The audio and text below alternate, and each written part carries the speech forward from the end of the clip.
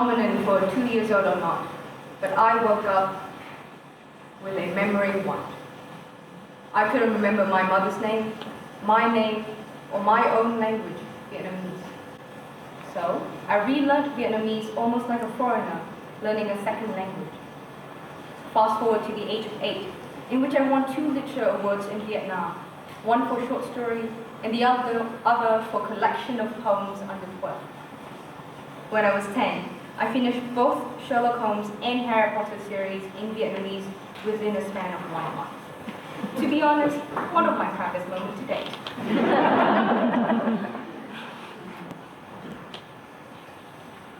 Then I turned 12 in Australia, and I struggled to find the Vietnamese word for love. I have a feeling that we all have lost something that we took for granted. For me, it was my mother's tongue. I feel ashamed now, but I didn't feel the need to keep this part of my life then because I was a child. To me, it was a chance to make a new start. It was cool to speak Vietnamese with a slight accent, and it was easy because I never felt like I belonged. Then I came to Shenton College, and I fit right in, like a piece of puzzle. That's another reason to forget Vietnamese, I thought to myself, not knowing I would emerge in a place that valued diversity and culture, not knowing that my principal, Mr. Morgan, would tell me to respect my heritage and to remember my roots. And just as this lesson started to seep into my mind, future female leaders programs happened. I remember our first ever meeting together. 7 girls worrying about this gigantic project that they were about to take on for 5 months. And I remember this phrase that Claire kept repeating throughout the Zoom meeting. And even though the video she showed us was glitching and blurred out on my end, not your what. People buy your why, not your what. So what's my why? Using Ikigai from the program's workshop, I channeled my passion, my love for knowledge, and my mission, connecting my birthplace and my new home. To find the UN sustainability goal I wanted to support, quality education. That was also the birth of my social project, One Lesson, 2 Nations. One Lesson, 2 Nations is an enterprise aimed to bridge the gap in education between Australia and Vietnam, to strengthen the relationship between 2 nations. Working together with Shenton College, One Lesson, 2 Nations hosted 2 fundraising events, a cooking lesson and a food market to introduce Vietnamese cultural support. Now, I have not put this on my note because I think I was in denial, but I am an absolute horrible cook. Yet this idea of a cooking lesson came to mind because if anything that the workshop have taught me is that I need to step out of my comfort zone and I need to ask for help. So I asked help from the people who can cook, and the event was successful thanks to that. Back to my note. All the money that we raise will go to Rural Literacy, a local charity that builds libraries and provides books for children in rural and mountainous areas in Vietnam. 2 reasons why I chose this charity. 1, it is a local charity working nationally in Vietnam, meaning for my own sake, I was unable to communicate in English. 2, they do not accept money. In fact, they would accept goods, supplies, and books before they accept money. And so we know every cent will go to the right place and the right people. In the end, we raised $750 from one lesson preparing rice paper rolls and one market event selling fried rice, fried spring rolls, and bubble tea.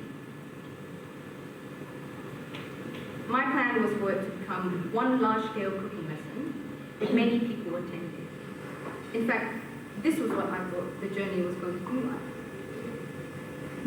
A trial run at our high school with students attending only, and we picked up many other projects along the way.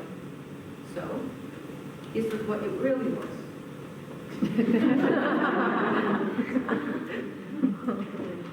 Overall, the event was a success, but it wasn't what I initially hoped for. And I felt like I failed. But my mentors, Claire and Karen, they taught me that it is not a failure if I keep trying. So after tonight, I will go to bed and sleep through my 5 alarms. After that, I will go through 7.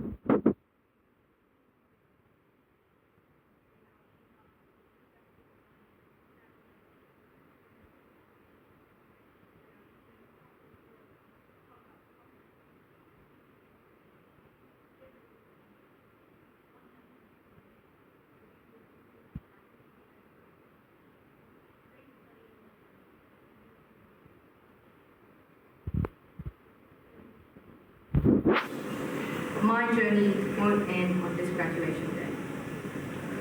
Now, if my timing is as immaculate as I thought it to be, I should be close to my 10 minutes mark.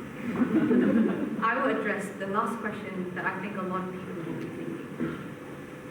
Why should you get involved? Why is it worth listening to my story? What stood out? To me, it's the risk that it got us to take. I have been to so many leadership workshops.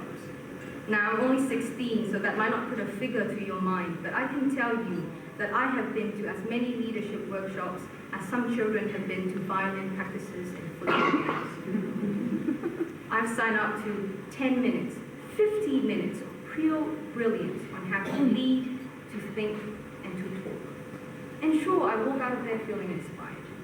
I wake up maybe an hour early the next day. I might even hold my head high for the next week. But never have I ever been allowed to put my words into action, to commit and test my limits for 5 long months. Future Female Leadership Program is practical. And with planning a project, it gave us a taste of the thrill and fear of having a business. And that roller coaster is something that I am super grateful for. That is also why I am so fascinated by you all tonight. All of you who have started your own journey, your own business, coming here and wondering if it was true. There's a group of girls being taught leadership skills that many wish they knew a long time ago. The short answer is yes, and we want you to be in it. As I built my career in public relations and commerce, to see girls who gush over future female leaderships program being on their resume. I want future female leaderships to expand further, that when I talk with CEOs and entrepreneurs, they will know what we are and what we stand for. And if you're interested in supporting, I want you to be in the narrative, because you're inspiring millions of girls in the future, just like my inspiration. The inspirations that I would like to thank today. That's a lot of listening. Thank you to all my sponsors, volunteers, and support that I have received. There are real tough times, but special thanks to Mr. Morgan, Mrs. White, Mrs. Vun, Ms. Boyd, and the 6 girls for their guidance and support. Thank you also to my mother, who's unable to be here today, but who have stayed by my side since the beginning, despite being an ocean apart. I wouldn't be able to do it without you all. And of course, the biggest thanks to Karen Dennett and Claire Sieber for leading this program. Future Female Leadership Program was a building foundation for me to gain confidence and mentoring. The program prepared me for the thousands of no's in the future. Looking back, instead of the negative mindset that I adopted of failing, I am now filled with passion, energy, and motivation. All I could think of is, I knew what I did wrong. Let's fix it next time. We learn what to invest our time and our effort in. I still go through the communication and collaboration workshop video every time before I present.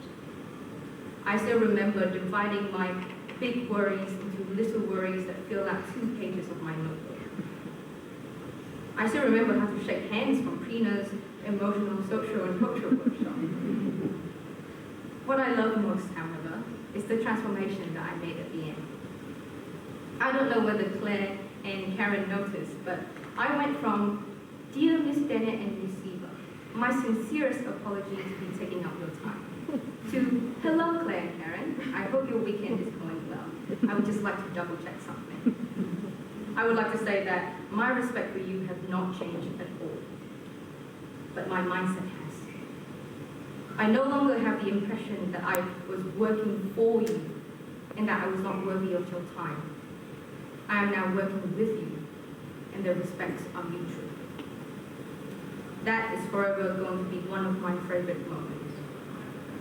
To end the speech, I would like to say that with the future of female leadership in my pocket, nobody can stop me now. Thank you.